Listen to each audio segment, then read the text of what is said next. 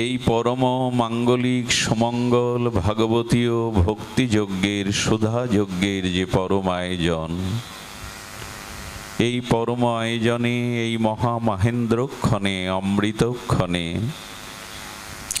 অস্মদীয় পরম আরাধ্য প্রাতঃস্মরণীয় পরম বন্দনীয় চরণ শ্রী শিল গুরু মহারাজের পাবন চরণার বিন্দে পরার্ধ কোটি দণ্ডবত প্রণতি। সংকীর্তন আচার্য বৃন্দ, শ্রীমান মহাপ্রভুর অনুরাগী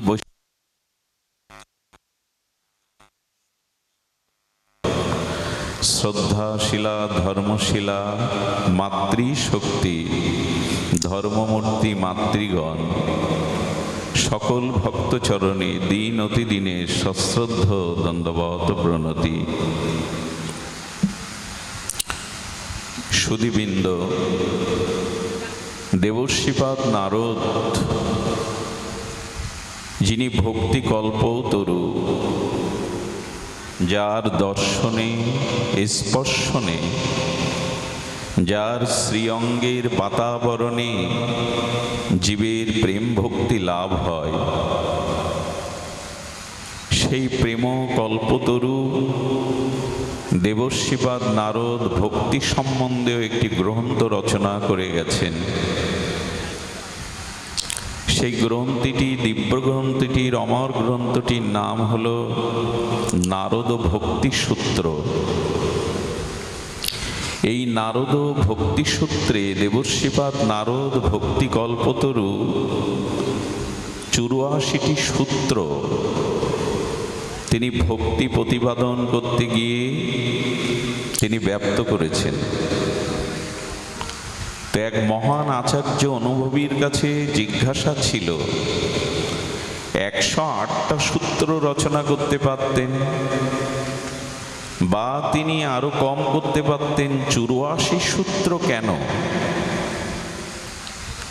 108টি ভগবানের নাম, 108টি স্তোত্র হতে হয় অনেক গ্রন্থে, তিনি কম বেশি না করে 84টি সূত্র কেন রচনা করলেন? সেই মহা অনুভবী কাশীর পরম বিদ্বান ভক্তপ্রবর তিনি বললেন, এই জন্য তিনি 84 সূত্র ভক্তি সূত্র রেখেছেন যে আমরা এই জীব, আমাদের 84 লক্ষ যোনি ভ্রমণ করতে হয়, আর প্রাণী থেকে প্রাণী, একুল থেকে ওই কুলে 84 লক্ষ যোনি ভ্রমণ করতে হয়। কখনো 20 লক্ষ বৃক্ষজনী, কখনো 30 লক্ষ পশুজনী, কখনো 9 লক্ষ কীর্মিকীট, কখনো 11 লক্ষ পশু পাখি। এভাবে 84 লক্ষ দুঃখময়, যন্ত্রণাময়, কর্মফলময়, বেদনাময় 84 লক্ষ জনই ভ্রমণ করতে গিয়ে জীবের সময় লাগে 2.25 কোটি বছর। কয় বছর? 2.25 কোটি বছর। তো দেবশ্রীপাদ নারদ চিন্তা করলেন, এই যে বিভিন্ন জনিতে 2.25 কোটি বছর, 84 লক্ষ জনিতে এভাবে যে ভ্রমণ করছে, যদি কেউ এই 84 ভক্তি সূত্র জীবনে গ্রহণ করতে পারে, বা ভক্তির একটি সূত্র গ্রহণ করতে পারে, 84 লক্ষ জনি ভ্রমণ সমাপ্ত হয়ে সে গোবিন্দের স্বরূপ চরণ প্রাপ্তি হয়ে মুক্ত হয়ে যায়। এজন্য 84টি সূত্র, 84টি সূত্র রচনা করেছেন। এই 84 লক্ষ যোনি পরিভ্রমণ, এর থেকে নিষ্কৃতি প্রাপ্তির জন্য। দেখুন, আমরা মৃগতৃষ্ণার মতো প্রতিটি যোনিতে ভ্রাম্যমান ঘুরে বেড়াচ্ছি। এই যে 84 লক্ষ জন্মের মধ্যে অন্যতম শ্রেষ্ঠ দুর্লভতর মনুষ্য জন্ম পেয়েছি, তবুও কি ভক্তির পথে এলাম? তবুও কি ভক্তিকে গ্রহণ করে জীবনে মুক্তি এবং জীবনের এই আত্মকল্যাণ, জন্মমৃত্যু জরাবেদি থেকে বেরিয়ে যাওয়ার চেষ্টা করলাম কি? দেবদুর্লভ মনুষ্য জন্ম, 11,000 বছর ধরে দেবতারা তপস্যা করলেন। অন্যান্য দেবতাদের সাথে অনেকেই তপস্যা করলেন। 11,000 বছর তপস্যান্তে ভগবান তাদের তপসাধনায়, কঠোর তপসাধনায় সন্তুষ্ট হয়ে গোবিন্দ বলছেন, দেবগণ বর চাও। বলেন, আমাদের যা প্রয়োজন, আমাদের যা মঙ্গল, আপনি কল্যাণময় ভক্তবৎসল, আপনি তাই দিন, আমরা চাইতে জানি কি?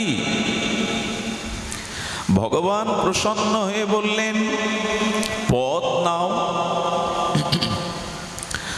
ধর্ম অর্থ কাম মোক্ষ নাও। মুক্তি নেবে, ধর্মকে নেবে, কামনা পরিপূরণ করবে।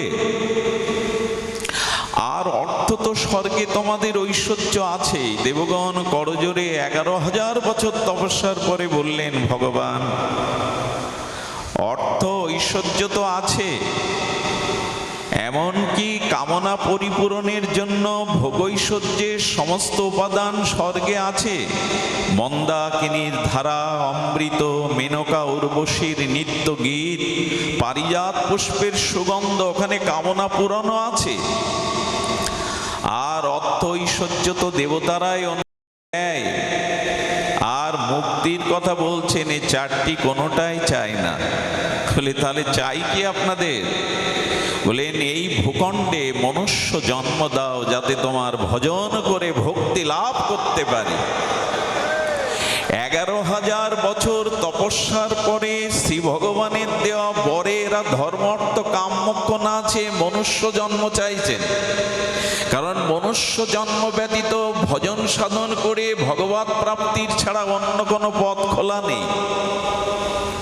অন্য কোনো জন্মে, অন্য কোনো শরীরে ভোগ হয়, ভজন হয় না। এমনকি দেবতাদেরও জন্ম ভোগজনী, কথা বলেন, ভজন নাই। এই জন্য তারাও মনুষ্য জন্ম চাইছেন। তো সেই মনুষ্য জন্ম লাভ করে আমরাও কি প্রগতি ভক্তির পথে এলাম, ভজনের পথে এলাম? এ প্রশ্ন নিজের কাছে করতে হবে। আত্মসমীক্ষা চাই যে আমি করছিটা কি। মৃগ তৃষ্ণার মতো ঘুরে বেড়াচ্ছি। মৃগ তৃষ্ণা কাকে বলে? দেবর্ষিপাদ নারদ এক শীতল বটবৃক্ষের ছায়ে বসে অন্তর্মনা হয়ে ভগবানের চরণ চিন্তায় রত। আর সেখানে ইতস্তত করতে করতে একটি হরিণী এলো, মৃগ এলো। মৃগ মানে হরিণী। আর হরিণী কি করছে? জঙ্গলের মধ্যে অতীব পিপাসায় কাতরা হয়ে তিনি জলের সন্ধানে বন থেকে ছুটে বেরিয়ে এসে তিনি মরুর বুকে এসেছেন, ধুধু বালুকাময়। সেই ধুধু বালুকাময়তে দেখছেন সূর্যের কিরণে আর বায়ু তরঙ্গে বালুতে যেন কোনো সরোবরের শীতল জলের তরঙ্গ বইছে। এটা দেখা যায় কিনা বালুর দিকে তাকালে? সূর্য কিরণমালায় বায়ু তরঙ্গে মরুময় বালুতে মনে হয় যেন কোনো সরোবরের তরঙ্গ বইছে। আর মৃগ, সেই হরিণী পিপাসা কাতরা হয়ে ছুটে চলেছেন পিপাসা নিবারণের জন্য। দেবর্ষিপাদের কাছে পোড়া মুখ নিয়ে ফিরে এসে বলছেন, কি গো, তুমি জল দেখে ছুটলে, জল পেলে না, পিপাসা মিটল না? বললেন, দেবর্ষিপাদ, জলের তরঙ্গ মনে করে, সরোবর মনে করে মুখ দিতে গিয়ে দেখি আরো অগ্নিময়, মুখটা পুড়ে গেল। আবার ইতস্তত পশ্চিম দিকে যায়, উত্তর দিকে যায়, পূর্ব দিকে যায়, ফিরে এসে বলে জল পাচ্ছি না, অথচ জলের মতো দেখাচ্ছে। ওখানে তাপ নিয়ে ফিরে আসছি। আমাদের অবস্থাও তাই। আমাদের বলাটা ভুল হলো? যারা সদ্গুরুদেবের চরণাশ্রয় পূর্বক ভজন সাধন না করে মাদিস অভজন জীবের মতো স্ত্রী পুত্রতে প্রবল আসক্তিতে, ভোগ ও সুখে প্রবৃত্তিতে বৃত্তিতে আসক্ত এ জাতীয় জীব সুখ পাবে মনে করে সংসারে ঘুরতে থাকে। এইবার সুখ পাবো, এই তো আমি সুখী হয়েছি, এই ধনী হয়েছি, এই রূপবান হয়েছি, এই ঐশ্বর্যবান হয়েছি, এই পদ প্রতিষ্ঠা পেয়েছি, কিন্তু শান্তি কোথাও পাই না। জল মনে করে আগুনের তাপে পুড়ে চলে আসে। এর মধ্যে শান্তি কে পেয়েছেন? চিরশান্তি কেউ না। মনে করি শান্তি আছে, মনে করি সুখ আছে। ওই মৃগয়া যেমন মনে করে জল আছে, আমার তৃষ্ণা নিবারণ হবে, কিন্তু বালুতেই জলভ্রম হয়, মুখটা পুড়ে যায়। এভাবেই তো ঘুরছি শান্তির আশায়, সুখের আশায়, কিন্তু পাইনি। সন্ধ্যা নেমে আসছে, পশ্চিম দিগন্তে দিনমণি অস্তাচলে বসেছে। হরিণটি তৃষ্ণায় আরো বড় বেশি কাতর, হঠাৎ নৃত্য করতে শুরু করেছে। দেবর্ষিবাদ বললেন, নৃত্য করছেন? বলে, আরে আপনার পেছনেই তো একটা নদী বইছে, শীতল স্বচ্ছ জলের নদী, আমি তা দেখিনি। বলেন, এই জল পেয়েছি, কিন্তু জলটা সত্যিই সে জল পেয়েছে, কিন্তু জলে মুখ দিতে গিয়ে 1 ইঞ্চি দূরে জল আর হরিণের মুখ। বৃক্ষের আড়ালে শিকারী বসেছিল, তার একটা গুলি বা বুলেটেই জলের পাশে তৃষিত মৃগ পড়ে মরে থাকলো। ছটপট করতে বলছেন, জল কাছে কিন্তু তৃষ্ণা গেল না। আমাদেরও অবস্থা তাই।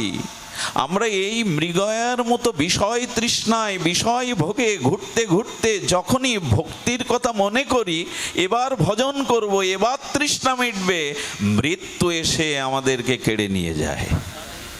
আসে কি না? আর ভজন করা হলো না। এই জন্য দেবর্ষিবাদ বলছেন, 84টি সূত্র আমি দিয়েছি ভক্তি সূত্রে। এই জন্য এই 84 লক্ষ 2.25 কোটি বছর তুমি এইভাবে ঘূর্ণায়মান, জন্ম মৃত্যু জরাব্যাধিতে আক্রান্ত। এর থেকে একমাত্র মুক্তির শ্রেয় পথ হলো ভক্তিকে আশ্রয় করা। একটা কথা বলি, ভক্তি বিনা কোনো সাধনায় দিতে না রে ফল। শব্দগুলো ধ্যান দিন। ভক্তি বিনা কোনো সাধনায় দিতে না রে ফল।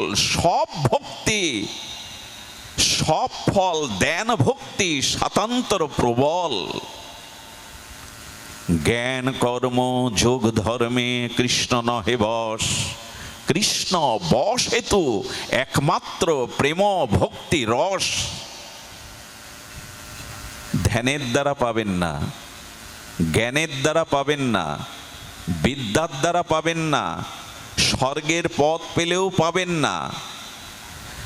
আর যজ্ঞ, দান, তপস্যা, সাধ্যায়ন, ত্যাগ, বৈরাগ্য কোনো কিছুতেই ভগবৎ প্রাপ্তি হবে না যদি তার সাথে ভক্তি যুক্ত না হয়।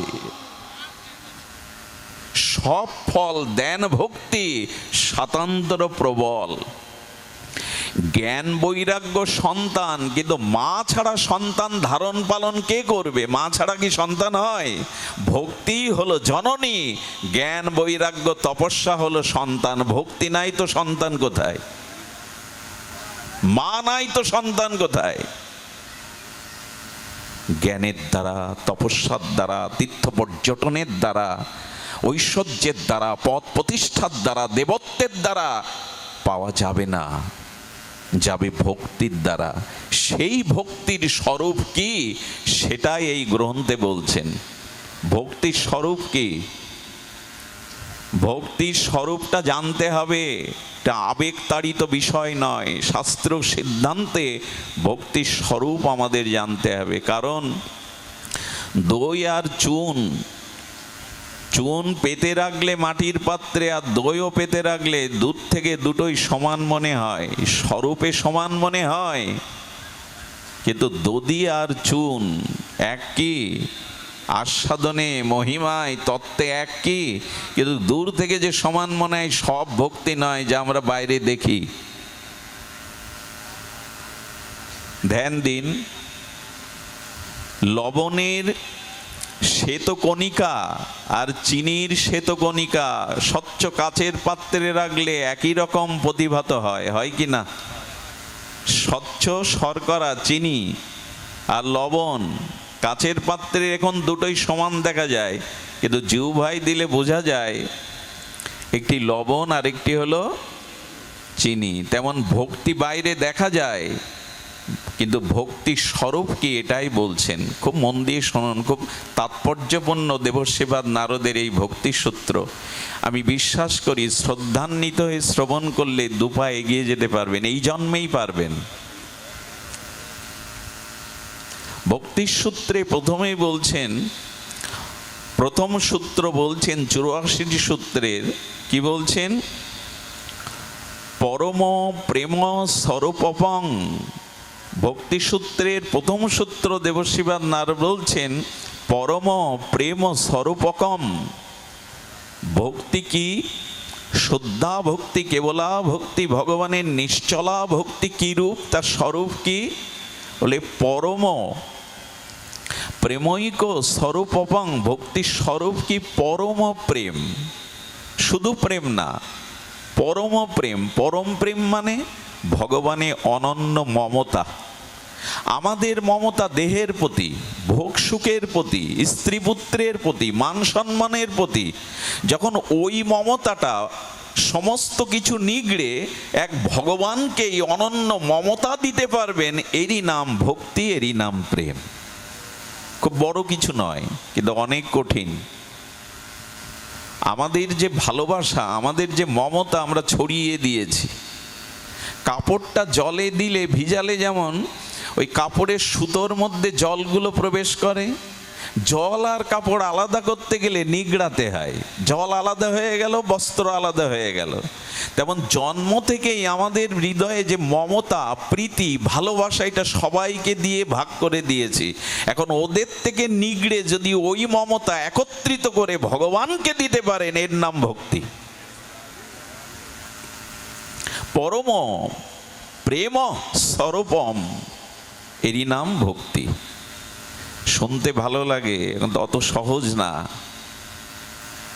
প্রেম ভক্তি অত সহজ নয়। ভগবান জীবকে সব কিছু দিয়ে দেন, ভক্তি দিতে চান না। ভক্তি দিলে ভগবান সেই ভক্তের কাছে পরাধীন হয়ে যান। এই জন্য আমাদের মমতা ভগবানের প্রতি নাই। যে কিরূপ মমতা ভগবানে এলে তাকে প্রেম বলা যাবে, ভক্তি বলা যাবে, খুব সতর্ক হয়ে শুনুন। কিরূপ মমতার কথা বলছেন দেবশিবাদ, যে এই রূপ মমতা তাকেই প্রেম বলবে। তবে শুনুন, মাছকে, মাছ জল থেকে আলাদা করুন। জলে ফিরে যাওয়ার জন্য মাছটা যেভাবে ছটপটানি হয়, ছটপট করে, রাত দিন যদি ভগবানকে পাওয়ার জন্য লোক দেখানো না, অন্তরে এরকম ছটপট হয়, এর নাম মমতা। একটা একটা করে শুনুন। শুধু গড়াগড়ি দেওয়া নয়, আবেগে নাচা গাওয়া ভক্তি নয়। ভক্তির অঙ্গ কি না, 24 ঘন্টা ভগবানের জন্য জল ছাড়া মাছের মতো যে ছটপটানি। অনেক সাধনার পরে মা যদি কোলে সন্তান পায় আর লালন পালন করে যে 2-5 বছরের পরে ওই সন্তানটা হঠাৎ মারা যায়, কদিন ধরে ওই মায়ের যে ছটপটানি না, এরই নাম প্রেম। ওই রকম হলে তবে। আর কেমন?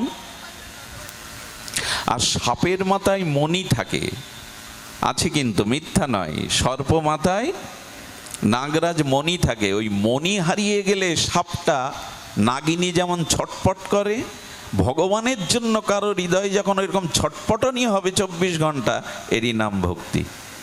এটা মিলিয়ে নি তো আমরা, আমাদের কি হয়, এরই নাম ভক্তি।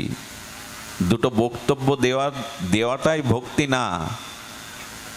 একটু আবেগে গড়াগড়ি দিলাম, এটাই ভক্তি না। আর কি? বাছুরটাকে, দুগ্ধপোষ্য বাছুরটাকে বেঁধে রেখে মা গাভীকে রাখাল নিয়ে যাচ্ছে। ওই সময় বাছুরটার মায়ের সাথে যাওয়ার, গাভীর সাথে যাওয়ার যে ছটপটানি, এমন যদি ভগবানের প্রতি হয়, তারই নাম ভক্তি। এরই নাম ভক্তি। ওই যে বাছুরটা মা নিয়ে যাচ্ছে রাখাল, ছোট্ট বাছুরটা যেমন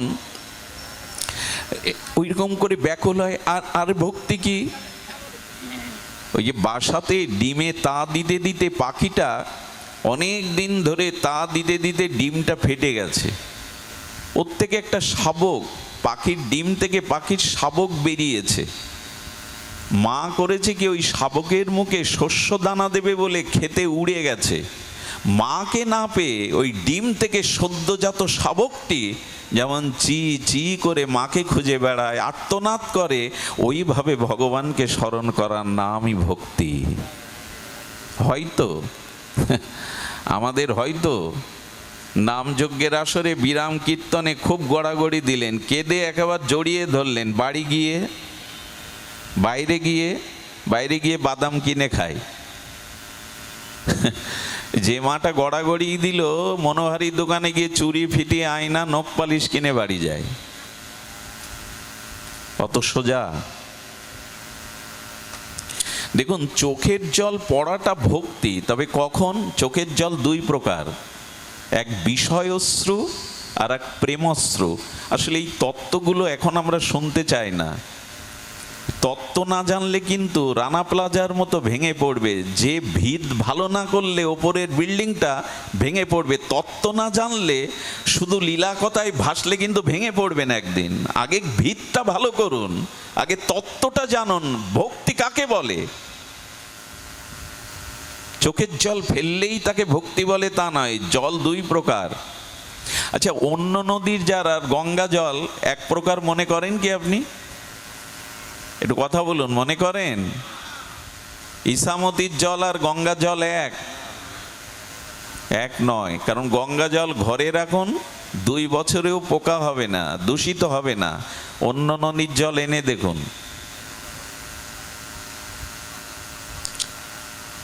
আমাকে একজন প্রশ্ন করেছিল, এই কাল কোলাহলের দিনে, এই দূষণের দিনেও গঙ্গা জলে তো পবিত্র থাকে কি করে? রহস্য কি? ওতে তো আমরা ফিটকিরি বা অন্য কোনো মেডিসিন দেই না। এর রহস্য কি জানেন? গোমুখ থেকে, যেখানে গঙ্গা উৎসভূমি গোমুখ, ওই গোমুখে ওখানে অনেক ঔষধি অমৃত বৃক্ষ আছে। গঙ্গা ওই বৃক্ষের ছোঁয়া, ঔষধি অমৃতের বৃক্ষের ছোঁয়া নিয়ে আসে।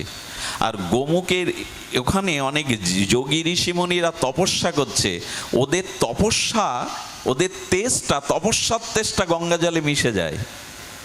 আর উনি আসছেন তো ভগবান শিবের জটা থেকে, ওটাও বা কম পবিত্র। এই জন্য এই কোলাহলের দিনে, দূষণের দিনেও গঙ্গা অতি পবিত্র। এই জন্য চোখের জল যখন পড়ে, একটা হলো বিষয়শ্রু আর একটা হলো প্রেমাশ্রু। বোঝা গেল? একটা হলো বিষয়শ্রু, কেমন জানেন?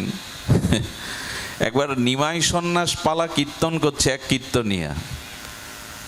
এখন ওই কীর্তনিয়ারা খুব ভাবাবেশে নিমাই সন্ন্যাসটা বিরহের, ওই যে মাকে প্রণাম করছে আর বললেন, মা, পরের মাকে মা বলবো, আর তোমায় মা বলবো না।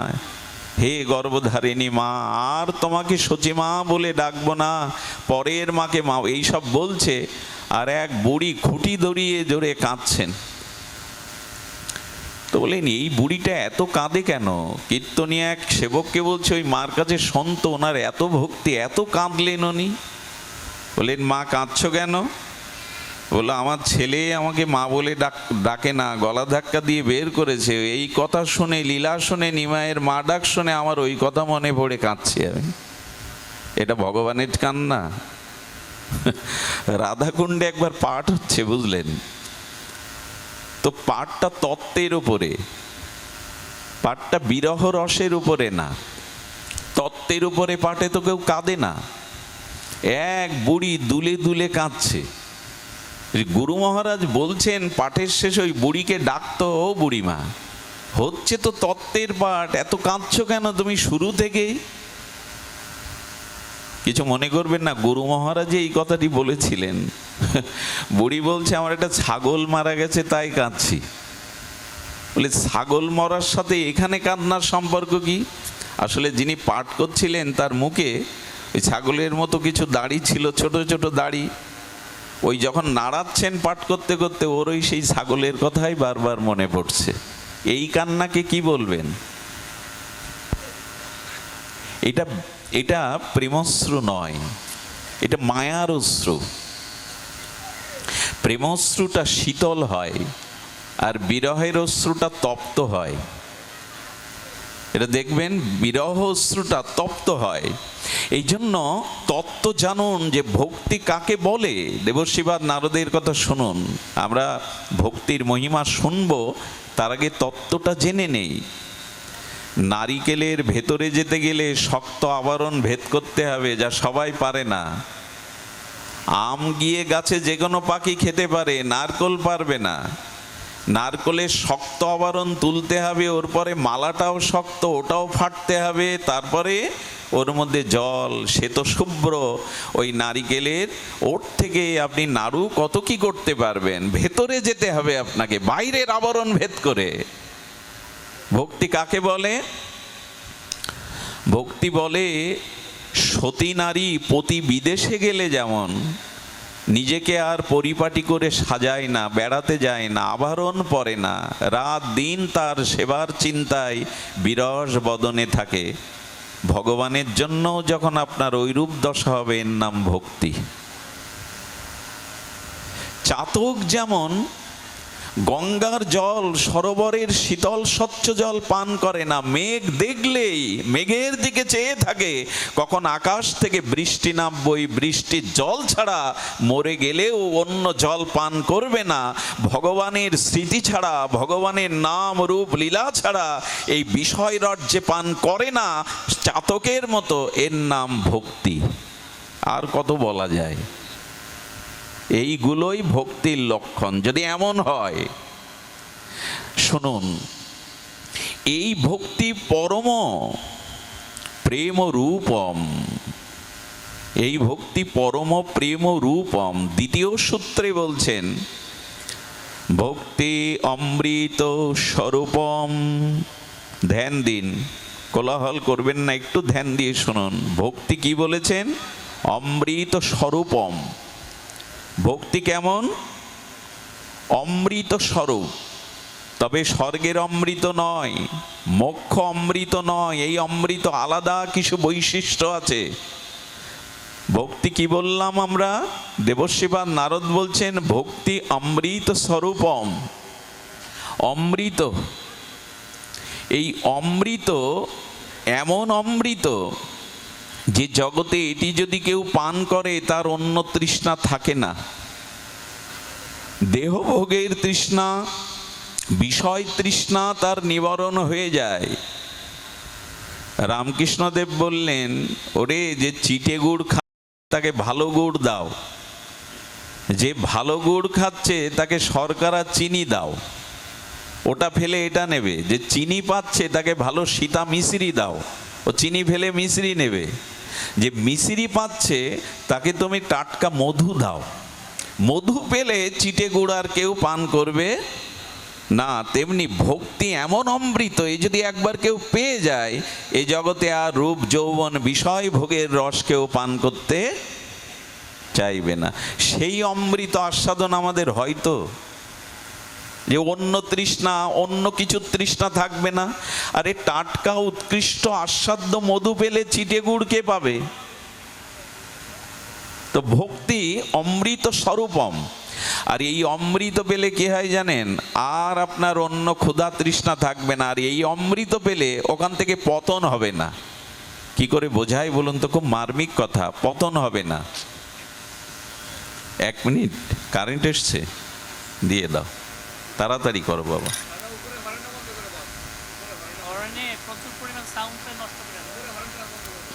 সাউন্ডটা ঠিক, আচ্ছা আচ্ছা। জয় শ্রী রাধে। বাহ, জয় শ্রী রাধে।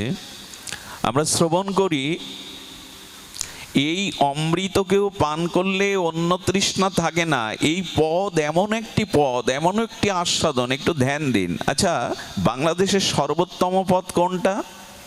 প্রশাসনের রাষ্ট্রপতি পদ, এই তো, কি প্রধানমন্ত্রী পদ। কিন্তু 5 বছর পরে যখন রাষ্ট্রপতি বিদায় নেয় তখন তার নামের আগে কি লেখা হয়? ভূতপূর্ব রাষ্ট্রপতি বলা হয় কি না? 5 বছর পর প্রধানমন্ত্রী নির্বাচনে হেরে গেলে তার নামের আগে একটা বিশেষণ দেওয়া হয়, ভূতপূর্ব প্রধানমন্ত্রী। 5 বছর পর এই পদ থাকে না, অবশ্য দেশের সর্বোত্তম পদ। ভগবান বলছেন, দেবর্ষিপাদ নারদ বলছে, ভক্তি যদি কেউ লাভ করতে পারে ওই পদ আর কেউ কেড়ে নিতে পারে না, কারো সাধ্য নেই ওই পদ তাকে কেড়ে নেবে। পৃথিবীতে অনেক রকম পদ আছে, রাষ্ট্রপতি মহামহোদয়, প্রধানমন্ত্রী, কালেক্টর, কত রকম পদ আছে, ডিসির পদ, এটা সবসময় থাকে না।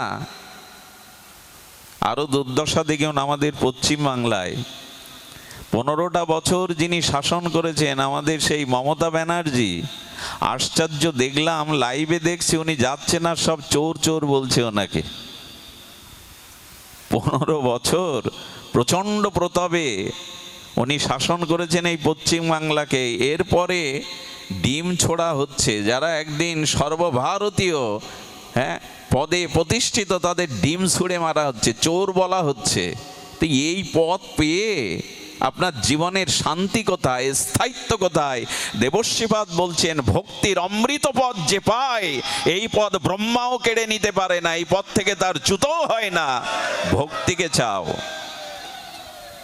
আরে বড় পদ পাওয়ার পরে কি হয় জানেন? ভোট আসলে যাকে দিয়ে সে জুতো পালিশ করাতো তার ভোটটাও চাওয়ার জন্য হাত জোড় করে। আরে এত যদি এখনই নিচে নামবে তো ওই পদ পেয়ে হলোটা কি তোমার? এখনই যদি এই নিচে নামবে ওই পদ পেয়ে হলোটা কি? বলেন, কেউ যদি ভক্তি লাভ করে দেবতা ঋষিমুনিরা এসে তাকে স্তব করে, বন্দনা করে। আচ্ছা বলুন তো, ভূতপূর্ব রাষ্ট্রপতি, ভূতপূর্ব মহন্ত মহারাজ, ভূতপূর্ব প্রধানমন্ত্রী, ভূতপূর্ব স্বরাষ্ট্রমন্ত্রী, সব পদ ভূতপূর্ব হয়ে যায়, জেলে যেতে হয়, পালাতে হয়। ধ্রুব মহারাজ হয়েছিলেন, প্রহ্লাদ মহারাজ হয়েছিলেন, এদের নামে কেউ ভূতপূর্ব ধ্রুব বলে কি?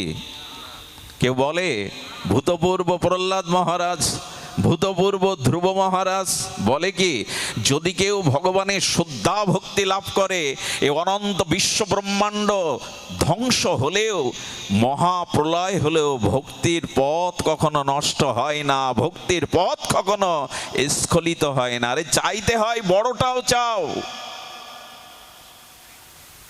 চাইতে হয় বড়টা চাও, যে পথ কখনো নষ্ট হয় না, ধ্বংস হয় না। আমরা ছোট চাই, এই জন্য আমাদের দুঃখ। যা থাকে না, যা বিনাশ হয়ে যায়, যা পতন হয়, আমরা তাই চেয়ে বেড়াচ্ছি। ভগবানের চরণে শুদ্ধ ভক্তি চাইলে এই পথ কেউ কেড়ে নিতে পারে না। 5000 বছর নয়, কত যুগের কথা। এখনো প্রহ্লাদ মহারাজ প্রহ্লাদ মহারাজই, ভূতপূর্ব বলবে না কেউ, কেউ বলবে না। মহাপ্রভু বললেন, ভক্তি যদি থাকে তবে তুমি অগ্রগণ্য। এই জগতে কার খ্যাতি হয়? দেখুন, এখানে এত মানুষ এসেছেন, এত তাপ প্রবাহ, আমাকে দেখতে কেউ আসেননি, কারণ আমাকে দেখবার মতো কোনো বৈশিষ্ট্য নাই। আমার বিদ্যা শিক্ষা, বাইরের রূপ জৌলুস কিচ্ছু নাই। বলে, তাহলে এসেছেন কেন? বলে, তোমাকে দেখতে আসিনি, তোমার কোনো মহিমা নেই, তবে এসেছি কেন জানো? তোমার মুখ দিয়ে গুরুদেব দুটো ভক্তির কথা, ভজনের কথা বলছে বলে এসছি। তুমি এই চেয়ারে বসবে, তোমার চেহারা দেখবে, এই জন্য আসিনি তো আমরা। আমাদের খেয়ে দেয়ে কাজ নেই, এসেছি তোমার মধ্যে দুটো গোবিন্দের গুণগাথা, রাধারানীর মহিমার কথা প্রকাশ হচ্ছে। তাই সম্মান কে পায় জগতে, খ্যাতি কে পায় জগতে? যদি ভক্তি লাভ করতে পারেন, ওই পথ কেড়ে নিতে পারবে না কেউ। আরে ধ্রুব মহারাজ জঙ্গলে তপস্যা করছে, মা সুনীতি দেবর্ষিপাদ নারদকে বলছেন, আমার খোকা বেঁচে আছে তো? হিংস্র জীব জন্তু, বাঘ ভাল্লুক, সাপাত সংকুল হিংস্র প্রাণীর মধ্যে আমার ধ্রুব বেঁচে আছে। বললেন, মা, অচ্যুত ভগবানের চরণ চিন্তায় যে রত হয়, গিয়ে দেখো ব্রহ্মা শিব দুর্গা তাকে পাহারা দিচ্ছে, তার ক্ষতি যাতে কেউ না করতে পারে। ভক্তিটাকে গ্রহণ করুন, এই পথ থেকে চ্যুত হবে না কেউ। সুধীবৃন্দ। এই জন্য শাস্ত্র বলেছেন যে দেখো, ভক্তি হলো, আর এই ভক্তি কেমন, দেখুন ভক্তির সূত্র বলছি আমরা। এই ভক্তি সূত্রটা একটু যদি আপনার হৃদয়ে গেঁথে যায়, আপনি ভক্তিই চাইবেন। সেই ভক্তির একটি বিশেষণ দিয়েছেন, সর্বোপাধি বিনির্মুক্তং।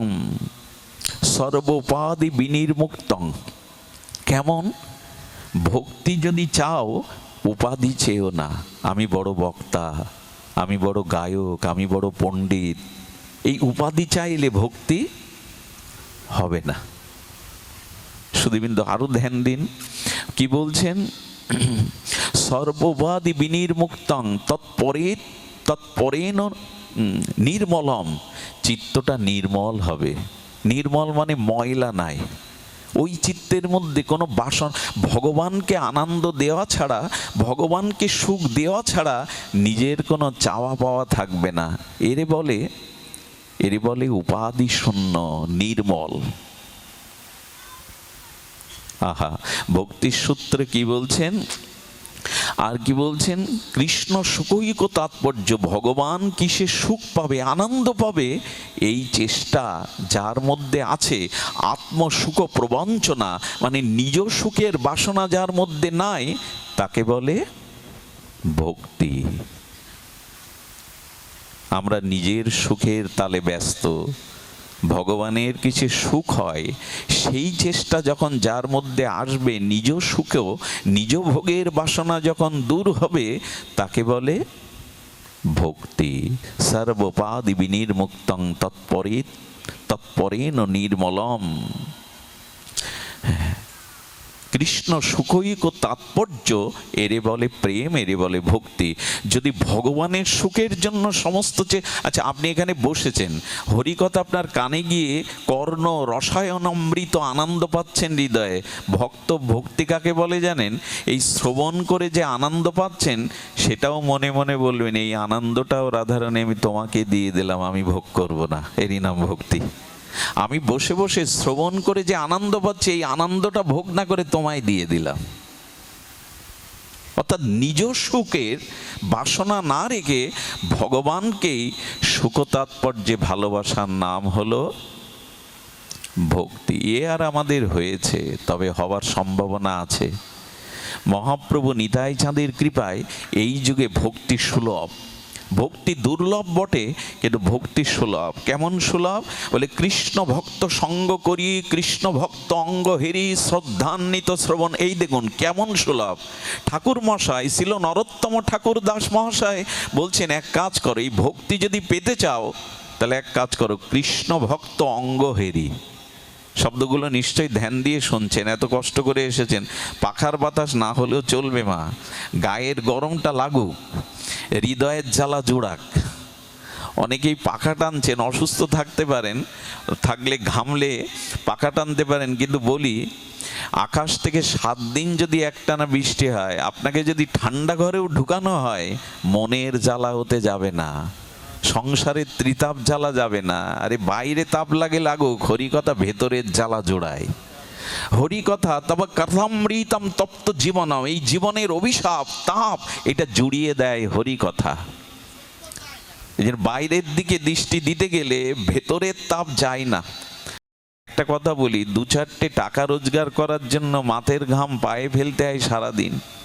500 টাকার জন্য একজন দিনমজুর খাটে এই প্রখর রৌদ্রে। গোবিন্দের জন্য যদি গায়ের একটু ঝাম ঝরে, ঝরুক না। আর এই দেহ তো একদিন পুড়াবে। জ্যান্ত থাকতেও কারেন্টে শর্ট দেবে, থেরাপি দেবে যদি দেহে আমার ক্যান্সার আসে। জয় রাধে, যেভাবে ছিল রাখো। বলছেন এই জ্যান্ত দেহেই পুড়িয়ে দেবে, থেরাপি দিয়ে দেবে। আমি বলছি কি, বাইরের দেহ সুখের কথা ভুলে গিয়ে কি বলছে? কৃষ্ণ ভক্ত অঙ্গ হেরি। একবার ধ্যান দিন, ভক্তের দিকে তাকিয়ে হরি কথা শুনতে হবে। বলো তাকাবো কেন? চোখ বুজে শুনলে হবে না, তোমরাও তো চোখ বুজে বলো শোনো। বলে না, মাঝে মাঝে তাকিও, তাকালে কি হয় জানেন? যিনি ভজন করেন, যার ভিতরে বিশুদ্ধ ভক্তি, নির্মল ভক্তি আছে, তার চোখের দিকে, অঙ্গের দিকে তাকালে ওই ভক্তি কণুকা রোগ বীজাণুর মতো সংক্রামিত হয়ে তোমার মধ্যেও প্রবেশ করবে। কৃষ্ণ ভক্ত অঙ্গ হেরি, আহা, ভক্তির পথ বলছেন ঠাকুর মশাই। কৃষ্ণ ভক্ত হতে হবে, আমার মতো বিষয়ই না। যিনি প্রকৃত হৃদয়ে ভক্তি লালন পালন করেন, যার হৃদয় গঙ্গায় ভক্তি প্রবাহ তরঙ্গ বইছে, ভগবানের নাম রূপ লীলা স্মরণ বইছে, ওই জাতীয় ভক্তের অঙ্গকে হেললে, অর্থাৎ চোখে দেখলে ভক্তি সংক্রামিত, দেখাতেও ভক্তি হয়। আচ্ছা, কুদৃশ্য দেখলে মনের ভিতরে ওই কুদৃশ্যের প্রভাব পড়ে না? একটা কথা বলবেন। যন্ত্রে, পত্রপত্রিকায় কুদৃশ্যগুলো দেখলে মনে প্রভাব পড়ে কি না? তা কুদৃশ্য যদি দেখলে মনে প্রভাব পড়ে, ভগবানের বিশুদ্ধ অনুরাগী প্রেমিক ভক্তের দিকে চাইলে মনে ভক্তির প্রভাব পড়বে না? চাইতে হবে। কৃষ্ণ ভক্ত অঙ্গ হেরি, আর কি বলছেন? শুধু অঙ্গ হেললে হবে না, কৃষ্ণ ভক্ত সঙ্গ করি, তার সঙ্গ করতে হবে। সঙ্গ মানে আসক্তি, সঙ্গ করলে ওইটা সংক্রামিত হবেই। ছোটবেলায় দেখতাম একটা খাতার উপরে, শুভ্র সাদা কাগজের উপরে একটা 10 পয়সা দিয়ে, উপরে একটা 10 পয়সা দিয়ে ঘষা দিতাম। রং নেই, তুলি নেই, শিল্পী নই, তবু অঙ্কিত হয়ে যেত কিনা? যেত কিনা? মনে পড়ে, অনেকেই করেছেন এটা। তো রং নেই, তুলি নেই, সাদা কাগজে পয়সার পরে পয়সা ওপর দিয়ে ঘষা দিলে যদি ওটা স্পষ্ট অঙ্কিত হয়ে যায়, কৃষ্ণভক্ত অঙ্গহেরি, কৃষ্ণভক্ত সঙ্গ করলে তার মনের ভক্তির জীবাণু সংক্রামিত হয়ে আপনার মধ্যেও প্রকাশ ঘটবে। সঙ্গ করুন। আর একথা বলি, যে যেমন যার সঙ্গ করে তার ভিতরে তেমন অনুভূতি, রঙ্গ, ভাব প্রকাশ হয়। এই জন্য সঙ্গের ব্যাপারে একটু সতর্ক থাকতে হবে। কৃষ্ণ ভক্ত সঙ্গ করি। আর কি বলছেন? ভক্তির পথ কি, কিভাবে ভক্তি পাবেন? শ্রদ্ধান্বিত শ্রবণ কীর্তন। এইবার কৃষ্ণ ভক্তর দিকে তাকালেন, কৃষ্ণ ভক্তের সঙ্গে বসলেন, এবার শ্রদ্ধান্বিত হয়ে ভগবানের গুণগাথা শ্রবণ করুন। দেখুন, এখানে এসেছি আমরা, সবাই পাবো না। এই ভগবত ভক্তির আমাদের ভিতরে যে প্রীতি, অনুরাগ, নিষ্ঠা, রুচি আসবে না। বলেন শ্রদ্ধান্বিত শ্রবণ কীর্তন। তুমি শ্রবণ করতে এসছো, কিন্তু শ্রদ্ধান্বিত হয়ে শ্রবণ করছো তো? চোখ একবার প্যান্ডেলের দিকে যাচ্ছে, কত লোক এসেছে সেই দিকে যাচ্ছে, বারবার মনে করছি কটায় শেষ হবে, গাড়ি পাবো কি না, হলো না। আসলে 24 ঘন্টা বৃষ্টি হয়েছে, কিন্তু উঠানে যে মাটির ঘরটা ছিল, ঘরটা তুলে দেখি ওর মধ্যে শুকনো। বলে 24 ঘন্টা বৃষ্টি হলো, মাটির ঘর ভেতরে শুকনো কেন? বললো উপুড় হয়ে পড়েছিল। আমাদের ওইটার অভাব। অনেক জন্ম শোনা অভ্যাস না তো, ঘুম আসে, অলসতা আসে, গরম পায়, কষ্ট অনুভব হয়। শ্রদ্ধান্বিত শ্রবণ কীর্তন, যদি শ্রদ্ধাযুক্ত হয়ে শ্রবণ করতে পারো, পরীক্ষার জন্য, এই বক্তার কথা অনেক শুনেছি, দেখি তো কেমন বলে, এরকম পরীক্ষার জন্য নয়, শ্রদ্ধান্বিত হয়ে শ্রবণ করতে হবে। এইটার অভাব আমাদের। আর এই পুকুরে মাছ আছে, আপনিও ভালো মৎস্য শিকারী, আপনি ছিপ পেতেছেন, কিন্তু সারাদিনে মাছ খুদও দেয়নি, মাছ পাওয়া তো খুদও দেয়নি। তার কারণ কি জানেন? বড়শির আগায় চারটা দেননি। খুদ দেবে তো, মাছ ধরতে পারবেন তো? কোনো সুন্দরী রমণী, দেখতে খুব সুন্দর, বিশ্ব সুন্দরী, আবার সে অষ্টাদশী, 18 বছরের, আবার সে অলংকার পরেছে, কিন্তু অঙ্গে কোনো বস্ত্র নাই, তাকে সম্মান করবেন তো? ধিক্কার দেবে মানুষ। হোক সুন্দরী, হোক যুবতী, হোক শালঙ্করা, সোনার অলংকার পরা, তেমনি শাস্ত্রে বলছে শ্রদ্ধাই যদি না থাকে তো বস্ত্রহীন যুবতীর মতো, চারহীন বর্ষির মতো, আর কেমন জানেন? লবণহীন তরকারির মতো। এত কিছু রাঁধলেন, লবণটা দিলেন না। কর্তাবাবু খাবে তো? 14 গোষ্ঠী উদ্ধার করে দেয় একদিন লবণ না দিলে। এই যদি না দেয় মায়েরা বাবারা, তাদের উপর বকবেন না। তাড়াতাড়ি করতে গিয়ে আপনার সেবার জন্য দেয়নি, এদের গালি দিয়েন না, উঠে যেয়েন না। একটা বুদ্ধি শিখিয়ে দিই বাবাদের, কখনো যদি লবণ না দেয় বা অতিরিক্ত বেশি দেয়, ওই দিন হাসি মুখে সেবা পেয়ে বলবেন আজ খুব ভালো হয়েছে, উঠে যাবেন। কারণ ওইটাই তো পরে পাবে, সে পেতে গিয়ে তখন বলবে আশ্চর্য, এই মানুষটার এরকম পরিবর্তন কি করে হলো, আজ তো গালি দিল না, বাপমা তুলল না। আসলে তার বিবেক ফিরে, পরে তার ভুল কম হবে। ওই কারণে মাঝে মাঝে কিছু বলতে নাই, চুপ হয়ে ধৈর্য ধরতে হয়, ওর ফল হয় ভালো। আচ্ছা, বাগান লাগালেন, ফল ও ফুলের বাগান লাগালেন, কত যত্ন করলেন, কিন্তু ফলও হয় না, ফুলও ধরে না। সেটি কি ফুলের বাগান? আগাছা ছাড়া কিছু বলবেন? তেমন শ্রদ্ধা যার নাই, তার এই যে ভাগবতে আসা, এই যে শ্রবণ কীর্তন করা, এটা হস্তি স্নানের ন্যায়। হাতি স্নান করে, বাবা করলি কেন স্নান? ধুলোগুলো ধুয়ে গেল, ও স্নান করে আগে ধুলায় গড়ায়, আর কাদামাক্ত কদ্দমাক্ত হয়ে। এই স্নানের মানেটা কি? আজ আমরা অনুষ্ঠান করছি, যাগযজ্ঞ করছি, কিন্তু শ্রদ্ধার অভাব। 24 ঘন্টা বৃষ্টি, ঘরের মধ্যে শুকনো, উপুর হয়ে পড়েছিল। শ্রদ্ধা চাই, শ্রদ্ধান্বিত শ্রবণ কীর্তন। ঠাকুর মশার এই বাণী না, মহামন্ত্র। শ্রদ্ধা নিয়ে হরিকথা শ্রবণ কীর্তন করো, একদিনের হরিকথায় তোমার প্রেম প্রাপ্তি হয়ে যাবে। যদি বিশুদ্ধ শুদ্ধ ভক্তের মুখে ভগবত শ্রবণ করতে। নাম লীলা গুণাদিনে নাং মুখনাং ভাষণাম কীর্তনাম। সেই শুদ্ধ ভক্তের মুখে হরিকথা কীর্তন।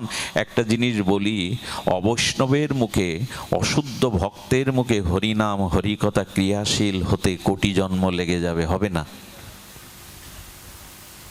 একজন বলছি কি, পাপী যদি আগুন জ্বালায় আর পুণ্যবান যদি আগুন জ্বালায়, দুটোই তো পুড়বে। তা আমি পাপী হতে পারি, আমার হরিকথা পাপী কি এরকম আগুন ক্রিয়া করবে না কেন? এরকম যুক্তি দেয় আবার অনেকেই। কথা বুঝতে পারছেন? আমি পাপী, আমি আগুন জ্বেলেছি, আপনি পুণ্যবান, আপনিও আগুন জ্বেলেছেন, আগুনের ধর্ম তো সমান। তা আমি আচরণ করি আর না করি, আমি বৈষ্ণব হই আর না হই, ভক্তি না, তা আমার হরিকথা তো হরিকথায়। এই যুক্তি খণ্ডন করবেন কি করে? আবার কি বলে জানেন, আমি পাপী হতে পারি, কিন্তু আমি যে দুধটা আপনাকে দিচ্ছি সেই দুধটা তো ভালো।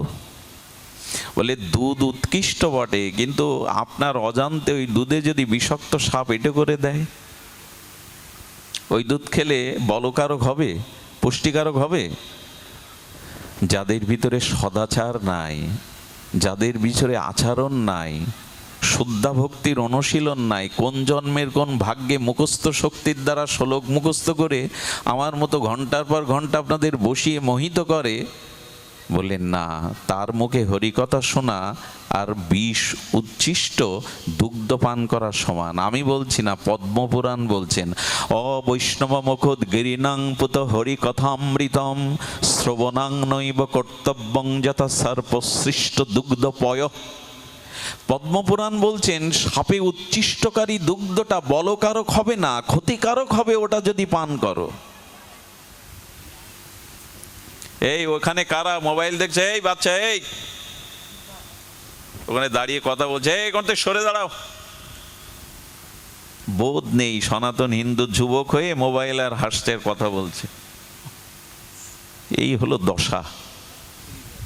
সুধীজন, এটা দেখলে কষ্ট হয়। 9 বছর থেকে, ছোটবেলা থেকেই দৌড়াতে দৌড়াতে নিজের অস্তিত্ব সংকটে। ডাক্তার বলে আপনাকে 8 ঘন্টা ঘুমাতে হবে, বাঁচবেন না আপনি। এই ছুটে চলা রাত দিন, তারপরেও দেখি এই ধর্মের মানুষ হয়েও যখন অন্তত হরি কথা, এখানে পরিবেশটা দেখুন, কিন্তু রং চঙের কিছু নাই। এখানে বসে মোবাইল ঘুরছি, ওইটাই পার করবে, ওটাই আমাকে উদ্ধার করবে। কৃষ্ণ তো শয়নের সময় বাঁশি বুকে রাখতো, আমরা ওটা এখন বুকের মধ্যে রাখি ঘুমাবার সময়। ওটা ছাড়তে পারি না।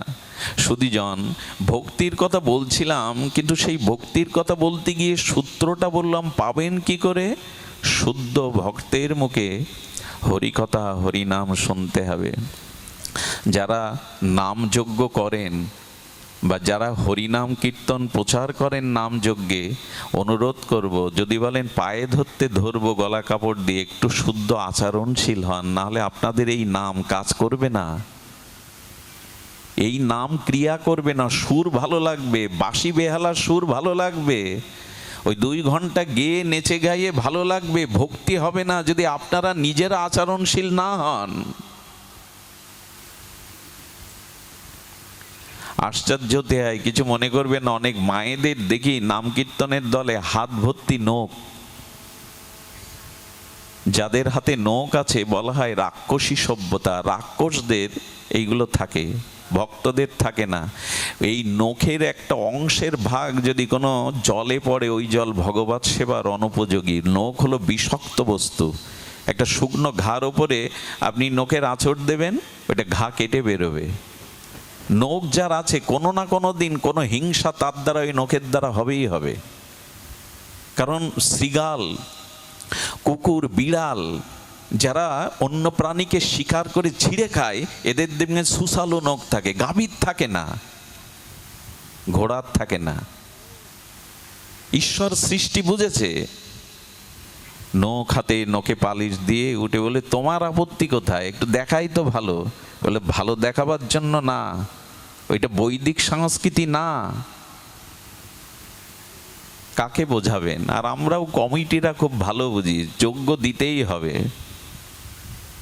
যজ্ঞ দিয়ে আমি পাঠে একবার বলেছি, এক জায়গায় 64 বছরের যজ্ঞে পাঠ করতে গেছে আমি অধিবাসে। 64 বছর ধরে যজ্ঞ হচ্ছে যশোরের এক জায়গায়। আমারই বলছেন কি, আপনাকে একটু সেবা নিতে হবে বাবা পাঠের পরে। বললো, কোথায় নেব? এই গ্রামে প্রসাদ ভোজীকে। বললো, প্রসাদ ভোজী কেউ নেই, একজন নিরামিষ খায়। নিরামিষ কোনো বিষয় না, ওটাকে সাত্ত্বিক বলতে হবে। নিরামিষ কোনো শব্দ নাই, ওটাকে বলতে হবে সাত্ত্বিক খাদ্য, প্রসাদ না, ভগবানকে দিয়ে পায় না। বলুন, 64 বছর যজ্ঞ করলেন, অথচ এই গ্রামে কাউকে জাগাতে পারলেন না যে ভগবানকে দিয়ে একটু প্রসাদ পাবে। 64 বছরের যজ্ঞ। দয়া করে যথার্থ পথে ফিরে আসুন, এগুলো করুন। নামযজ্ঞই কলিযুগের যুগধর্ম। তবে সৎ আচরণশীল যারা, তাদের দ্বারা না হলে ফলের ফল কিচ্ছু হবে না। এই জন্য শুদ্ধভাবে করুন, যেটুকু করুন শুদ্ধভাবে করুন। দেখুন, শুদ্ধ সাধুসঙ্গ ছাড়াও হরিনাম হরিকথা ফলবতী হতে বিলম্ব হয় না এক প্রকার। কেমন জানেন? সাধু সঙ্গ ছাড়া দেবতাও আপনাকে রক্ষা করতে পারবে না। এই কথাটি হৃদয়ে লিখে নিন, দেবতাও আপনাকে রক্ষা করতে পারবে না। একটা দৃষ্টান্ত নিন ভাগবতের। নহুষ, কি নাম বললাম? নহুষ। উনি একবার দেবরাজ ইন্দ্রের পদ পেয়েছিলেন। দেবরাজ ইন্দ্র মানে স্বর্গের অধিপতি যিনি, ওই পদ পেয়েছিলেন। ওই পদ পেয়ে দেবরাজ ইন্দ্রের পত্নী শচীর দিকে কুদৃষ্টি দিয়ে বলেছিলেন, তুমি আমার হও। দেবতার আসন পেয়েও শচীর মতো সতীর দিকে কুদৃষ্টি গেল, আর সেই ঋষির অভিশাপে অজগর সাপ হয়ে পৃথিবীতে আসতে হলো। রক্ষা পেল দেবতা হয়েও? সাধু সঙ্গ না হলে আপনি দেবতার পথ পেলেও স্খলন হবে আপনার। আরো একটা কথা বলি, বুক কাঁপে কথাটা বলতে গিয়ে, কিন্তু এখানে অনেক মরমী ভক্ত আছেন, এ কথাটা বলতে গিয়ে কণ্ঠকে চেপে ধরে, তবু বলছি, সাধু সঙ্গ ব্যতীত ভগবানও আপনাকে রক্ষা করতে পারবে না। প্রমাণ নিবেন? চলুন ভাগবতে। বৈকুণ্ঠের দ্বারী দ্বারপাল ছিল জয় বিজয়। বৈকুণ্ঠের দ্বারী, ভগবানের দ্বারপাল হওয়া বৈকুণ্ঠের সহজ কি? তারাও ভগবানের মতো 4 হাত রূপ তাদের। ভগবানের দ্বারী জয় বিজয় সাধারণ নয়, কিন্তু সাধুকে অপমান করে দিল। সনক সনন্দ সনাতন সনত কুমার এই সাধুদের অপমান করে দিল যে তোমাদের ভেতে দেব না এই অবস্থায়। তাতে যে অভিশাপ দিল, ভগবান রক্ষা করতে পারল না ওদের।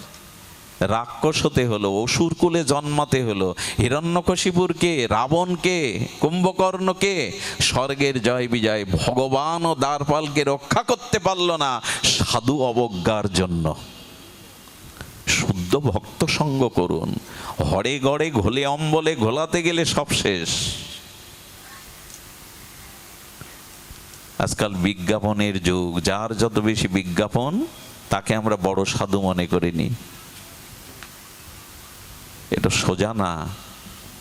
এই জন্য দেবতা ভগবানও রক্ষা করবে না যদি শুদ্ধ সাধু সঙ্গ আপনার জীবনে না হয়। একটাও প্রমাণ দেখাতে পারবেন না ভক্ত সঙ্গ করে কারো পতন হয়েছে। শুদ্ধ ভক্ত সঙ্গের দ্বারা আজ পর্যন্ত কারো পতন হয়নি।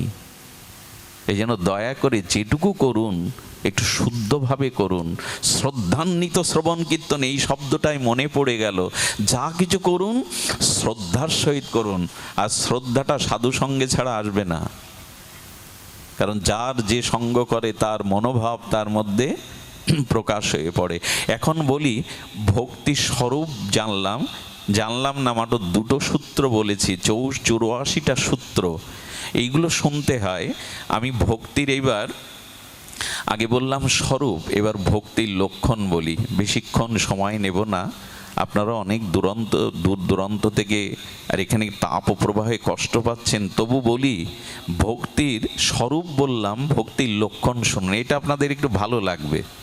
আমি তো শুষ্ক, আমার ভিতরে দর্শন বা তত্ত্ব নাই, সরসতা নাই, এই জন্য আপনাদের কষ্ট দিলাম। তবে আসুন এবার সরসে ফিরে আসি, কারণ মেঘ দেখেছি, এবার বৃষ্টি হলেই তো তাপ যাবে, কৃষক আনন্দ পাবে, মৃতবৃক্ষ সজীব হবে, প্রাণীকুল আনন্দ পাবে, কৃষকের মুখে হাসি ফুটবে। তবে এখন নয়, বর্ষাকালেই বৃষ্টি হলে এটা হয়। তো আসুন আমরা এবার ভক্তির লক্ষণের লীলায় যাই। ভক্তির লক্ষণ কেমন? যার ভিতরে ভক্তি এসছে তার লক্ষণ শুনুন। তার লক্ষণ হলো তিনি কি চাইবেন। মাধব ভক্তমাল চরিত্রে মাধব এই ভক্তের চরিত্র শুনুন। ইনি কি করতেন জানেন? ভগবানের প্রসাদ ছাড়া অন্য কিছু পেতেন না।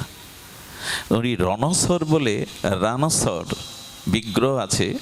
এই রণস্বর বিগ্রহ এমন জাগ্রত, প্রতিদিন 56 ব্যঞ্জন দিতে হতো। খুব ধ্যান দিন, 56 ব্যঞ্জন ভগবানকে দিতে হতো, উনি পুরোটাই সেবা নিতেন। বলে তাহলে অন্যরা কি নিত? যে সেবা লাগাতো সেবা, বলে সে আবার রন্ধন করে ওই ভগবানের উচ্ছিষ্ট যা অল্প পড়ে থাকতো ওতে দিয়ে তাই পেতেন। 56 ভোগ প্রতিদিন পেতেন রণস্বর বিগ্রহ। ওইখানে একদিন ভক্ত মাধব উপস্থিত হয়েছেন, আর উনি তো প্রসাদ ছাড়া পান না। গোবিন্দকে 56 ভোগ, রণস্বর বিগ্রহকে 56 ভোগ লাগানো হয়েছে। শুনুন ভক্তির কি গরিমা, ভক্তির কি মহিমা, ভক্তির কি লক্ষণ। ভগবান চিন্তা করছে আজ মাধব আমার দুয়ারে, আমি পাওয়ার পরে ওই পূজারি সেবক ও তো রান্না করে এই একটু মিশিয়ে দেবে, ওই প্রসাদ তো পাবে না, ও তো আমার প্রসাদ পাবে। কিন্তু আমার লক্ষণ হলো 56 ব্যঞ্জন আমি নিজে পাই। ভগবান পেতে পেতে 5টা ভোগের পাত্র আঁচলে লুকিয়ে রেখেছে। দেখুন ভক্তি ভগবানকে কতটা বিবশ করে। ভগবান বললেন আমি ভক্তের পেছনে ছুটি। এই দেখুন তার দৃষ্টান্ত, ভক্তির বশ কিভাবে ভগবান 5টা আঁচলের তলে লুকিয়ে রেখেছেন। সেবার পাত্র তুলতে গিয়ে দেখে 5টা নাই, সেবক দেখছে 5টা নাই। ভগবানের সাথে এরা কথা বলেন, সাক্ষাৎ বিগ্রহ প্রসাদ চেয়ে খায় মদন গোপালের মতো, মদন মোহনের মতো। সনাতন গোস্বামী গিয়ে বলছে, ও সনাতন, একটু শাক দিয়েছ বৃন্দাবনে, লবণ দাওনি, তা পাবো কি করে? সনাতন গোস্বামী বলছেন আজ লবণ চাইবে, কাল ঘি চাইবে, ওই করার জন্য সব ছেড়ে বৃন্দাবনে ভজন করছি।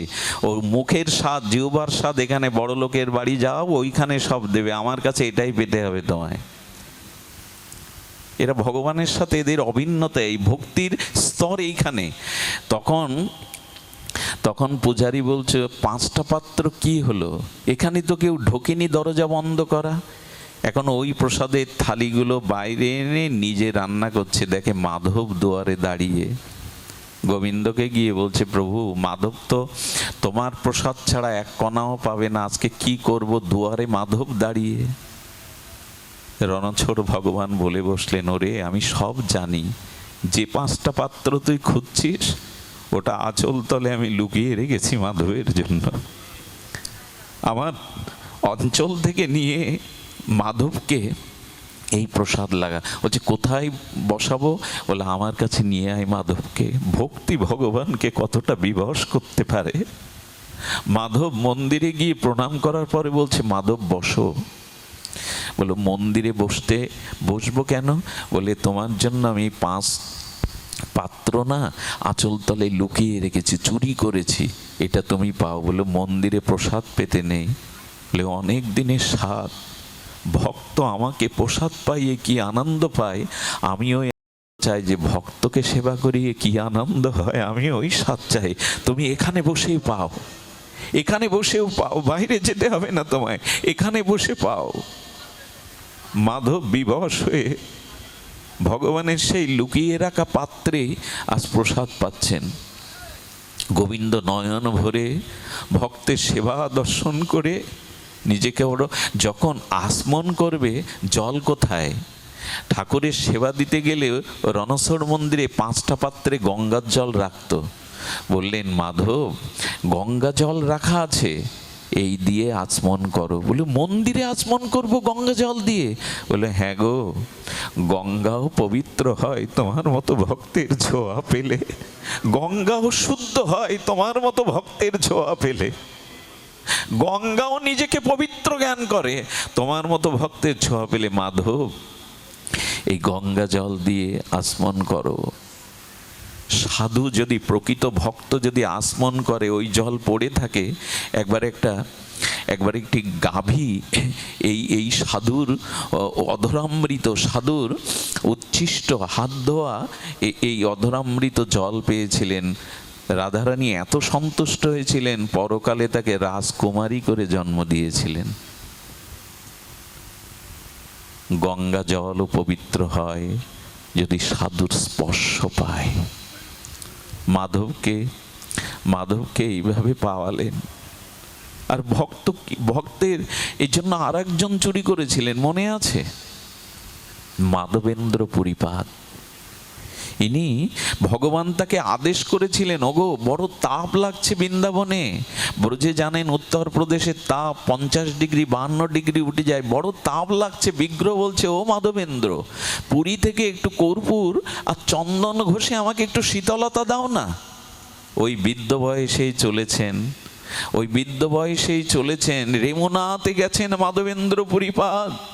রেমুনাতে গোপীনাথের বড় মহিমা, 108টা করে ক্ষীর দেয়া হয় খলিতে করে, এই পাত্রে করে 108টা পাত্র ক্ষীর দেওয়া হয়। সেই গোপীনাথের ক্ষীরের বড় মহিমা।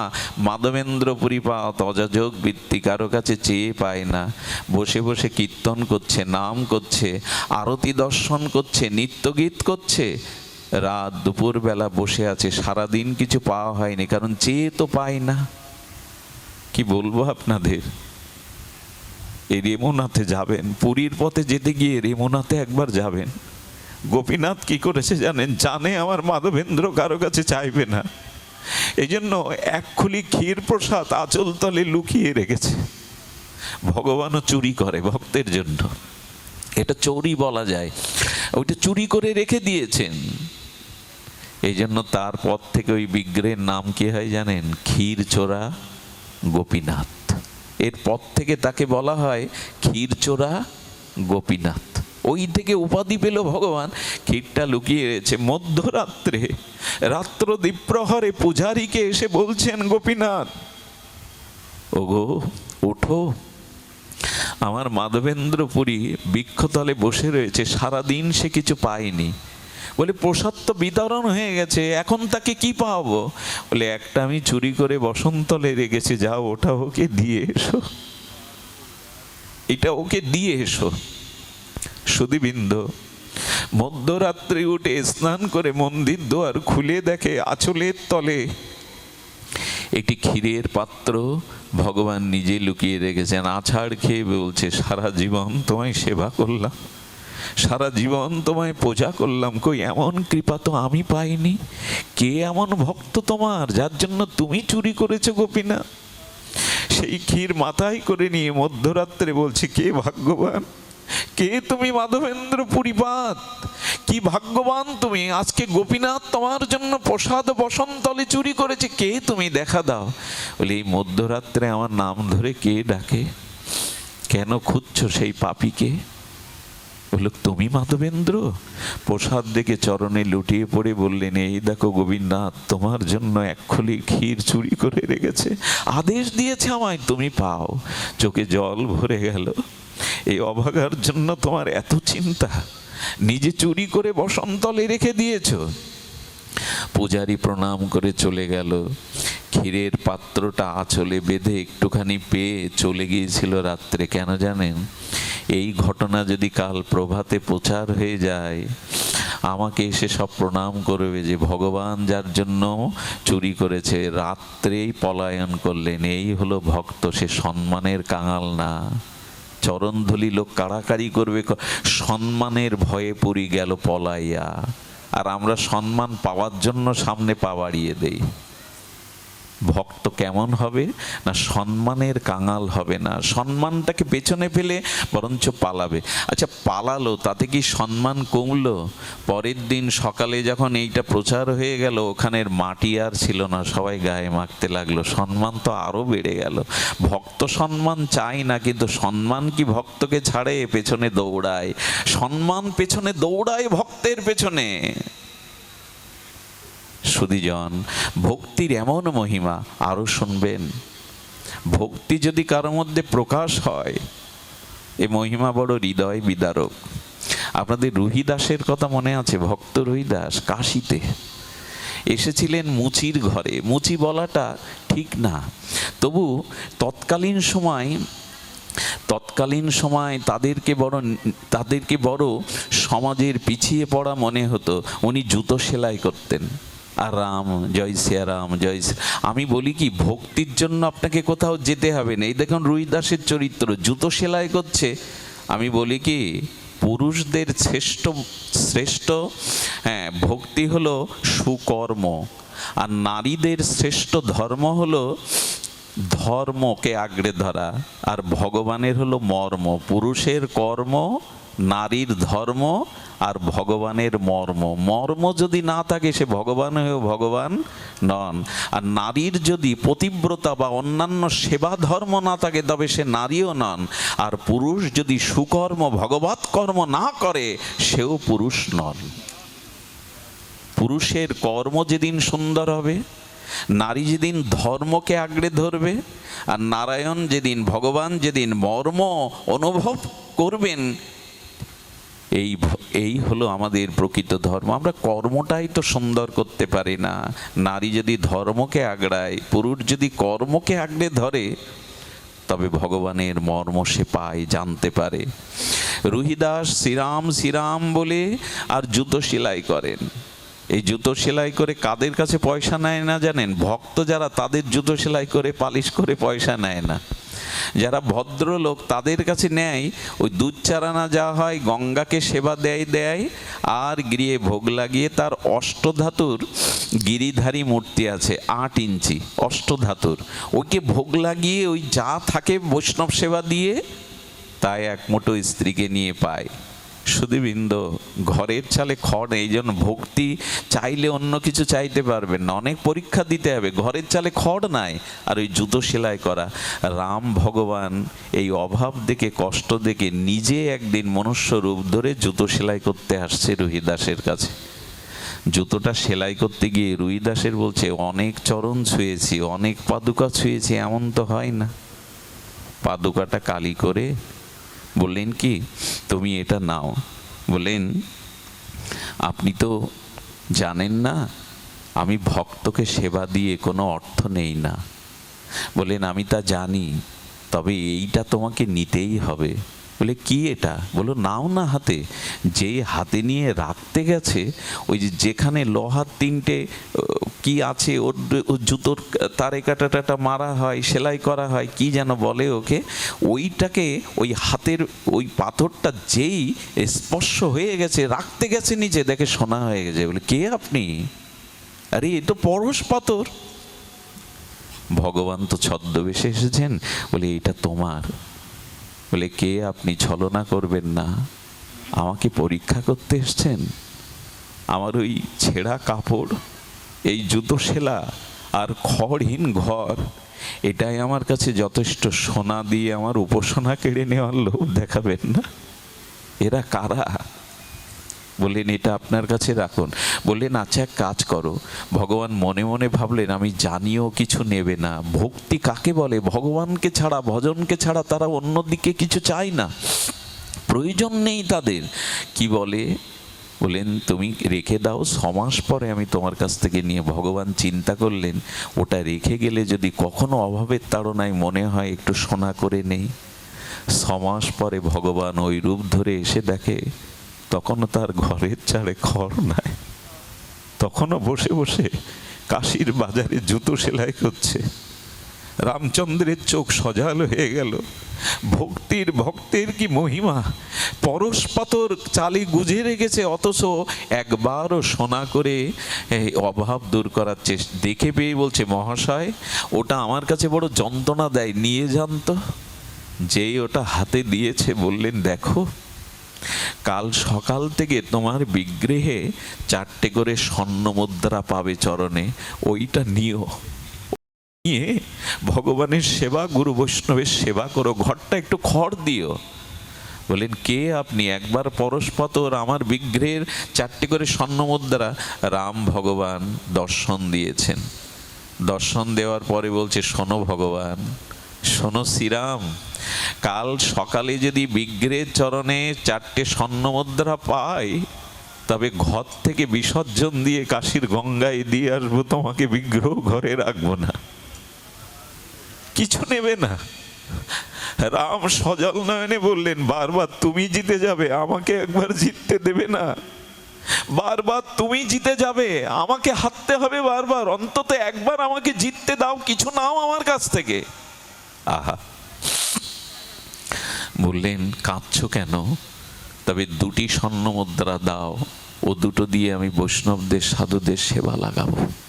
কেঁদো না। ভগবানও হেরে যায় জানেন, শুদ্ধ ভক্তের কাছে ভগবান বারবার হেরে যায়। আর এই হারাটাই ভগবানের আনন্দ। সন্তানের কাছে পিতা যদি হেরে যায় গুণের দ্বারা, সন্তান যদি পিতার থেকে, গুরু যদি, শিষ্য যদি গুরুর থেকে আরো গুণান্বিত হয়, এটাই পরাজয় না, এটাই আনন্দের, এটাই প্রকৃত জয়। তেমনি ভগবানও আনন্দ পান ভক্তের কাছে হেরে গিয়ে, ভক্তের কাছে হেরে গিয়ে আনন্দ পান। কি বলবো আপনাদের, সেই 2টো স্বর্ণ মুদ্রা নিয়ে সেবা লাগাতেন, বৈষ্ণব সেবা করতেন। ধ্যান দিয়ে শুনুন, একদিন রাজপুরোহিত এসছেন ওনার জুতো সেলাই করতে। রাজপুরোহিতের জুতো সেলাই করতে করতে বলছেন আচ্ছা তোমাকে কি দেবো? বলো আপনি পুরোহিত, রাজার পূজারী, প্রতিদিন গঙ্গা পূজায় যান, তো আপনি আপনার জুতো সেলাই করে এটা আমার সেবা, আমি কিছু নেব না। বলে এক কাজ করুন, আপনি তো গঙ্গায় যান, আপনি এই কলাটা, কদলীটা একটু মা গঙ্গাকে দিবেন তো। খুব ধ্যান দিয়ে শুনুন, মনে মনে হাসছে, ষোড়শ উপচার দিয়ে প্রতিদিন পূজা করি আর কোথায় কলা গঙ্গায় দেব, মনে মনে বলছেন পূজারী। কিন্তু জুতো সেলাই করে কিছু নেয়নি, পূজারী পকেটে পুরে রেখেছে। আচ্ছা তুমি গঙ্গায় নিজে যাও না কেন? এই দেখুন অভিমান থাকলে ভক্ত হয় না। বলি তুমি নিজে যাও না কেন? যায় না কেন জানেন? এই পাপীর মুখ, গঙ্গা স্নান করতে যারা আসে সাধকরা, ভজনশীলরা, আমার মুখ দেখলে তাদের ভজন নষ্ট হবে, এই জন্য আমি যাই না। কত ধন্য!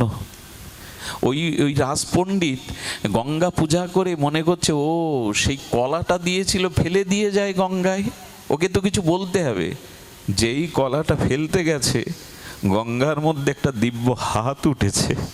সে হাতে জগতের হাত না, চন্দ্রের শোভিত হয়ে উজ্জ্বল বর্ণ হাত উঠে বলছেন আমার রুইদাসের দেওয়া কলাটা ফেলিস না, আমার হাতে দে, আমি গঙ্গা ওটা নেওয়ার জন্যই বসে আছি। ভক্তি কোথায় নিয়ে যায়! মা একটা বালা দিয়েছিলেন, দিব্য বালা, এটা দিয়েও রুইদাসকে পূজারি দেয়নি, পূজারি ওটা দেয়নি। এই পূজারীর এই বালার জন্য রাজার স্ত্রী রানী ওই বালাটা পায়, ও বিক্রি করে, সেই স্বর্ণকারের কাছ থেকে কিনে আনে। ওই রকম আর একটা বালার খোঁজ করতে করতে জানে ওই বালাটাই পূজারী বিক্রি করেছিল। পূজারীকে রাজা বলে, এই বালা যেখান থেকে এনেছো আর একটা যদি না আনতে পারো তোমার প্রাণদণ্ড দেবো। রানী চেয়েছে ওই বালা, তুমি কোথায় পেয়েছো, ওখান থেকে আনো। প্রাণদণ্ডের ভয়ে রুইদাসের চরণে এসে পড়লেন, বড় অন্যায় করেছি, মা গঙ্গার দেওয়া বালা আমি বিক্রি করেছি, এখন প্রাণ বাঁচাও, আর একটা কলা দাও। আবার একটু গঙ্গায় যায়, বলে আর কোটি জন্ম দিলেও মা গঙ্গা হাত বাড়াবে না। বলে আমাকে বাঁচাও তুমি। ভক্ত অন্যের দুঃখে দুঃখী হয়, ভক্তের লক্ষণ কি পর দুঃখে যার হৃদয় কাতর হয়। কাঁদছেন যখন পুরোহিত, তখন বললেন, ও মা উপায় একটা কর না মা, আমি তো গঙ্গায় যাওয়ার মতো আমার স্বীকৃতি নাই মা। কি করেছিল জানেন? চামড়া ভেজায় যে কাঠের পাত্রটা, ওর থেকেই মা গঙ্গা হাত বাড়িয়ে একটা বালা ওকে দিয়ে দেয়। মন যদি ভক্তিময় থাকে তো ওই চামড়া ভেজানো জলেও গঙ্গার প্রকাশ হতে পারে। গঙ্গার প্রকাশ ভক্তির দ্বারা হতে পারে। ভক্তিতে আপনাকে কোথাও যেতে হবে না, ভক্তিতে আপনাকে অন্য কোথাও যেতে হবে না। ভক্তি কঠোরীর মধ্যে গঙ্গা প্রকাশ হয়ে যায়। ভক্তের লক্ষণ শুনুন। আহা, ভক্তের লক্ষণ বলতে গিয়ে একটি অন্তিম লীলা বলি, এটি বলেই রাখছি। সেই লীলাটি অপূর্ব, বড় হৃদয়কে ভিজিয়ে দেয়, হৃদয়কে বড় বিশুদ্ধ করে দেয়। রাজার কানে খবর গেল, রুহিদাসের ঘরে অষ্টধাতুর 8 ইঞ্চি বিগ্রহ আছে, প্রতিদিন 2টো করে সোনার মুদ্রা দেয়। বলে ওটা ওই ভিখারির ঘরে থাকবে কেন? আমার রাজ্যের প্রজা, ওটা আমার ঘরে থাকবে। আরে মন্ত্রী পাঠিয়েছে, সেবক পাঠিয়েছে, রুহিদাসকে বলো ওই অষ্টধাতুর বিগ্রহ দিতে। রুহিদাস বললেন, প্রাণ দেব, তবু গিরিধারীকে দিতে পারবো না, গিরিধারীকে দিতে পারবো না। রাজার কানে সংবাদ গেলে রাজার সেনা নিয়ে নিজে এসছে। রুহিদাস, বড় সাহস দেখাচ্ছ না, আমারই রাজ্যে আমারই প্রজা হয়ে ওই অষ্টধাতুর ওই জিনিসটা দিতে চাওছ না? প্রাণদণ্ড দিতে পারি। এক কাজ করো, আমি তোমাকে ওর বিনিময়ে পুরো একটা প্রদেশ লিখে দিচ্ছি, অনেক ধন ঐশ্বর্য দিচ্ছি, ওটা আমার চাই। ওই যে সোনার লোভে এসছে। রুইদাসের স্ত্রীকে বলছে, ওকে বোঝাও, ও গরিব মানুষ, জুতা সেলাই করে, ছেঁড়া জামা পরে থাকে, খড়ের চারে খড় নাই, ওকে বোঝাও। স্ত্রী বলছে, রাজার সাথে পাল্লা দিতে দিও না। রাজার সামনে বলে, বলুন তো, সম্পদ আমার সামনে 2টো, এক রাম নামই আমার সম্পদ, আর এক আপনার সম্পদ। তবে 2টি সম্পদ আমি নেব না, আমার রাম সম্পদ, নাম সম্পদকেই আমি নেব রাজা। বলতে পারবো তো রাজার সামনে? ভক্তি বড় দৃঢ় হয়। হরিদাস ঠাকুরকে বলছে, তোমার প্রাণদণ্ড দেব যদি নাম না ছাড়ো। হরিদাস কি বলেছিল? সেই শাসকের সামনে দাঁড়িয়ে কত দৃঢ়তাই বলেছিল, খণ্ড খণ্ড হয় যদি দেহ মন প্রাণ, তবু না বদনে ছাড়িব হরিনাম। পারবো তো? রাজার সামনে দাঁড়িয়ে, মৃত্যুদণ্ড দাতা রাজ শাসকের সামনে দাঁড়িয়ে হরিদাস দৃঢ় কণ্ঠে বলছে, খণ্ড খণ্ডও যদি করে ফেলেন এ দেহ মান, তবু হরিনাম আমি ছাড়বো না। আমরা তো ভয়ে করি না। ভক্তি এমন একটি জিনিস, ভক্তের এমন ভজনে দৃঢ়তা। অনেকেই বলে, বাবা রাত বিরাত এভাবে ঘুরো না, এভাবে যেও না। পারি না, কারণ ভক্তি মানুষকে নির্ভরতা শেখায়। নমে ভক্ত প্রণশ্যতি। গোবিন্দ বললেন, ভক্ত আমাকে সেবার জন্য প্রস্তুত থাকে, আর আমি অপেক্ষা করি আমি কখন ভক্তের সেবা করতে পারবো। ভক্তকে রক্ষা করাই আমার তোমাদের একাদশী ব্রত, রামনবমী ব্রত, জন্মাষ্টমী ব্রত, রাধাষ্টমী ব্রত, নৃসিংহ চতুর্দশী ব্রত। ভগবান বললে, আমার একটাই ব্রত, ভক্ত রক্ষা করাই আমার ব্রত, আমার অন্য কোনো ব্রত নাই। ভক্তকে রক্ষা করাই আমার ব্রত। রক্ষা প্রহ্লাদকে করেছিলেন, মীরাকে করেছিলেন, সবাইকে করেছেন। ভজনে দৃঢ় থাকুন, কোনো ক্ষতি আপনাকে করতে পারবে না যদি ভজন ছলনাময় না হয়, যদি লোক দেখানো কপট না হয়। এই ভজন আপনাকে রক্ষা করবেই। রাজা বললেন, এই মুহূর্তে আমার রাজ্য থেকে বিদায় নাও, অধিকার নেই তোমার। রাজার আদেশ যে পালন করে না প্রজা, তার অধিকার নেই। তল্পি তল্পা নিয়ে চলে যাও। একটা জুতা দেখিয়ে বলছে কি, এক ভদ্রলোক এই জুতা অর্ডার দিয়ে গিয়েছে, কালকে নিতে আসবে, একটা দিন সময় দিন। বলে, এক মুহূর্ত সময় নাই। স্ত্রীকে বলল, চলো। তল্পি তল্পা গুছিয়ে চলো। আর দেখি ও কার কাছে যায়। বিগ্রহ নিল না, প্রণাম করে বললেন চললাম। কি বলবো আপনাদের, একটা দুটো পা করে রুইদাস যখন বাইরে চলে এসছে, রাজা মনে মনে হেসে বলছেন, এটাই তো চেয়েছিলাম। যেই না রুইদাস দুপা বাইরে বাড়িয়েছে, অষ্টধাতু নয়, ভগবান বিগ্রহ হেঁটে হেঁটে রুইদাসের পেছনে চলেছে, হেঁটে হেঁটে রুইদাসের পেছনে চলেছে। রাজা বিস্ময়কর চোখে দেখছেন অষ্টধাতু হেঁটে যাচ্ছে। আমার কি মনে হয় জানেন, ভগবান বারবার বল, আচ্ছা প্রভু তুমি ভক্তের পেছনে যাচ্ছ কেন, আগে যেতে পারো না? বলো না গো, আমি ভক্তের পেছনে চলতেই ভালোবাসি, কারণ ভক্তই আমার কাছে সব। ভক্ত আমার জীবন, ভক্ত আমার পিতা, ভক্ত আমার মাতা, ভক্ত আমার অভিভাবক। আমি ভক্তের আগে যাই না। আর আমার একটা লোভ আছে গো, ভক্তের পেছনে চলি, কারণ ভক্তের পায়ের ধুলো যাতে আমাতে উড়ে এসে পড়ে। ভগবানও এটা চান। ভক্তকে মহিমা দিতে গিয়ে ভগবান বলছেন, আমি ভক্তকে কিছু দিতে পারি না, আমার জন্য ঘর ছাড়ছে, স্থান ছাড়ছে, তবু আমাকে ছাড়ে না। সেই ভক্তকে দিতে পারি না, তো তাই পাদ ধুলো মেখে আমি মনে করি আমি পবিত্র হলাম, আমি পবিত্র হলাম। বিগ্রহ হেঁটে হেঁটে যাচ্ছে, রাজা গিয়ে চরণে পড়ে গেছে। ওগো কে তুমি, কে তুমি? এই বেশে জুতো সেলাই করছো, কে তুমি? যার পেছনে ভগবান হেঁটে যায়, কে তুমি? তুমি ক্ষমা করে দাও, আমার রাজ অভিমান আমাকে আমাকে এই পর্যন্ত এনেছে, ক্ষমা করে দাও। রুইদাস তুমি আমার গর্ব। এই রাজাই রুইদাসের চরণে আশ্রয় নিয়েছিলেন। আর ভক্তির মহিমা কেমন জানেন? ওই রাজা একদিন পেছনে এসে চরণামৃত চেয়েছিল, আর উনি জুতো সেলাই করছিলেন। দেখুন, নাম বসে বসেই শুধু নাম করতে, অন্য কিছু না। ভক্তির জন্য আপনাকে বেশি দৌড়াতে হবে না। হরিকথার হরি নামটা একটু হৃদয়ে নিন, হৃদয়ে গ্রহণ করুন। ওই বাড়ি বসে বসেই হরি নামটা নিলে, মাঝে মাঝে সাধু সঙ্গে হরিকথা শ্রবণ। ভক্তি কঠিন কঠিন বটে, কিন্তু সুলভ বটে। দুর্লভ বটে, সুলভ বটে। শ্রদ্ধান্বিত হয়ে যদি করা যায়, সুলভ বটে। রাজা এসে চরণামৃত হাত পেছে, রুইদাস ভগবানের স্মরণ করছিলেন, স্মরণ করতে করতে চরণ জল করছিলেন। আর ওই চরণ জল মনে করে ওই যে চামড়া ভেজানো যে পাত্রটা আছে কাঠের, ওর থেকে একটু জল হাতে দিয়ে দিয়েছেন। শিষ্য হলে কি হবে, রাজা তো চামড়া ভেজানো জল, রাজা সহসে চরণামৃত একটা সংস্কারে বাধা দেবে না, জলটা নিতে পারলো না। কিন্তু গুরুদেবের অপমান হবে, তাই কোটের পকেটে ওই জলটা, ওটা ফেলে দেওয়া যায় না, কোটের পকেটে এটা ঘষে রেখেছে। এক বিন্দু দুই বিন্দু কোটের কোনায় ওটা লেগে গেছে, চামড়া ভেজানো জল।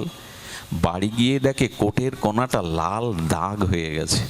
ওই যে চরণামৃত মনে করে যেটা সংস্কারে বেঁধে চামড়া ভেজানো জল পাবো।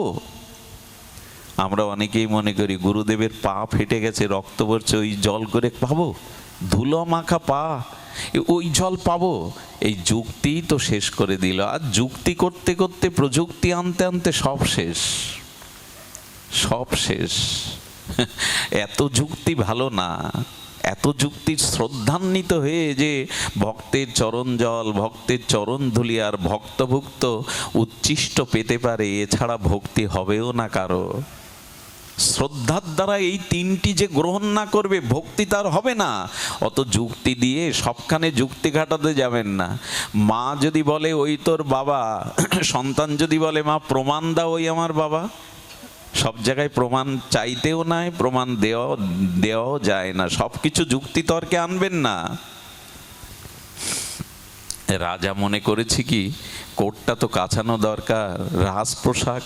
এক ধোপাকে দিয়ে বলছে ওটা কেচে তুলে দাও। ধোপা প্রথমে সাবান দিল, ডিটারজেন্ট দিল, কাছাকাছি করলো, আষাঢ় মারলো, কিন্তু দাগ যায় না। আর দাগ না তুলতে পারলে রাজা আর কাজও দেবে না। কি করেছে জানেন, ওই কোনাটা দাঁত দিয়ে, জিভ দিয়ে রসটা চুষতে গেছে। যদি এইভাবে ওঠে, চুষেছে যখন নিয়েছে, ওই রড যেটুকু শুকনো লেগেছিল ভেজানোর পরে, ওইটা গালে যাওয়ার পরে ওর নয়নে জল এলো, বাহু বাড়িয়ে হরিনাম করতে লাগলো, ভাগবতের শ্লোক বলতে লাগলো, ওইভাবে গড়াতে লাগলো, হরিনাম করে গড়াতে লাগলো, অশ্রু বইতে লাগলো, ভাগবত উচ্চারণ হতে লাগলো। লেখাপড়া জানে না, ভক্তি ওকে পেয়ে গেছে। এই দেখুন, আহা, যখন গ্রামের লোক বলল উন্মাদ হয়ে গেছে, ও কাঁদছে, যাকে যাকে স্পর্শ করছে সেই হরিনাম করছে, ও ভাগবত শ্লোক বলছে, মূর্খ, লেখাপড়া জানে না, শাস্ত্র জানে না। রাজার কানে খবর গেল, রাজা ডেকে বলল, গো কি হয়েছে তোমার? বললো, আমিও জানি না, আমার মুখে নাম আসছে, ভাগবত শ্লোক আসছে, নয়ন জল আসছে, শরীর কম্পিত হচ্ছে, লোমকূপ খাড়া দিচ্ছে, এগুলো ভক্তির লক্ষণ, কিন্তু আমার মধ্যে তো কিছুই নাই, আমার মধ্যে তো কিছুই নাই। রাজা বলল, এটা কি করে হলো? বললো, আপনার ওই দাগ একটু জিহ্বায় চুষতে গিয়েছিলাম, এই হলো চরণামৃতের মহিমা। রাজা আবার একদিন গিয়ে বলছে, গুরুদেব চরণামৃত। বলল, রাজা, কোটি জন্ম আর ওটা পাবে না, সব সময় সুযোগ আসে না, সুযোগটা তুমি হারিয়েছ। সব শেষে বলি, ভক্তির গরিমা মনে আছে? শিব ঠাকুরের ধনুভঙ্গ করে সীতার গলে মালা দিতে গিয়েছিলেন রঘুপতি রামচন্দ্র। মুনি ঋষি রাজেন্দ্রবর্গ দেখছে, ধনুক ভঙ্গ একমাত্র রঘুপতি রামচন্দ্র ভগবান পেরেছেন। যখন সীতার গলে প্রভু মালা দিল, মালা বদল হচ্ছে, সীতামা মালা নিয়ে দাঁড়িয়ে আছে। রাম একটু বিব্রত বোধ করছেন, পাশে রাজারা, মুনি ঋষিরা, পিতা আছে, গুরুদেব আছে, মালা দিচ্ছে না কেন? তবে কি অপছন্দ আমার? তা তো মনে হয় না। মনে মনে বলছেন, মনে হয় আমি তো একটু উঁচু সীতার থেকে আমার গলায় দিতে পারছে না, প্রভু মাথাটা নিচু করেছেন যাতে মালাটা গলায় দিতে পারে, তারপরেও দিচ্ছে না। সীতামা তারপর বললেন, সীতা এমন ব্যবহার করছো কেন? আমি তো তোমার চিরদিনের চিরশক্তি, কেন মালা দিচ্ছ না? এখানে রাজেন্দ্রবর্গ গুরুজনেরা আছে, আমি লজ্জা পাচ্ছি, কেন দিচ্ছ না? বললেন, প্রভু জগৎকে একটা সিদ্ধান্ত জানাবো বলেই আমি মালাটা দিচ্ছি না। বলে, কি সিদ্ধান্ত? বলো, আমি তোমারই শক্তি, আমাকে ভক্তি বলে লোক, লাদিনী শক্তি ভক্তি, আমি জগৎকে আজকে জানাবো এই কথাই যে ভগবান ও ভক্তির কাছে মাথা নত করেন, ভক্তির কাছে ভগবানও মাথা নত করেন।